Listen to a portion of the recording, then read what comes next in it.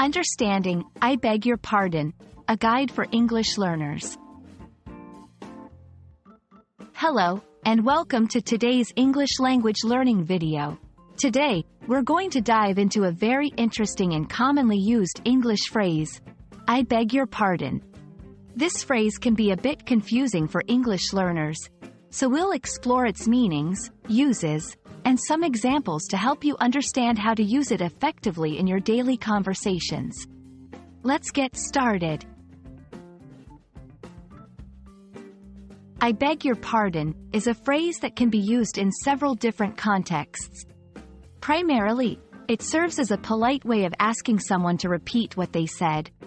This is particularly useful if you didn't hear or understand someone clearly.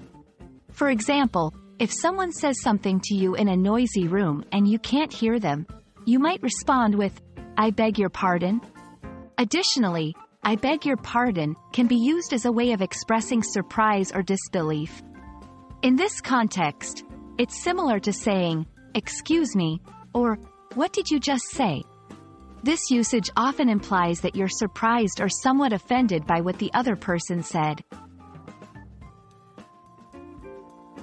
It's important to note that, I beg your pardon, is considered quite formal. In everyday casual speech, especially among younger people or in informal settings, you might hear simpler forms like, pardon, or, sorry, instead. However, I beg your pardon is still widely used and understood, and it's especially appropriate in more formal or respectful situations. In different English-speaking cultures, the phrase can carry slightly different connotations. For example, in British English, I beg your pardon is often used in polite, formal, or even slightly old-fashioned contexts. In American English, while still understood, it might sound a bit more formal than necessary in everyday conversation. Understanding these subtle differences can help you use the phrase more effectively depending on your audience. Let's look at some examples to see how, I beg your pardon, can be used in real-life situations.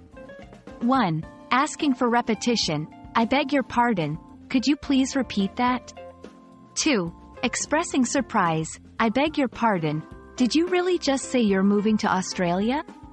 3. Informal situations, in a business meeting, I beg your pardon, but I believe there's a mistake in the report. I beg your pardon is a versatile and useful phrase in the English language, perfect for formal situations or when you need to politely ask for clarification. Remember, it's all about the context in which you use it. We hope this video has been helpful in understanding how and when to use I beg your pardon. Happy learning, and see you in our next video.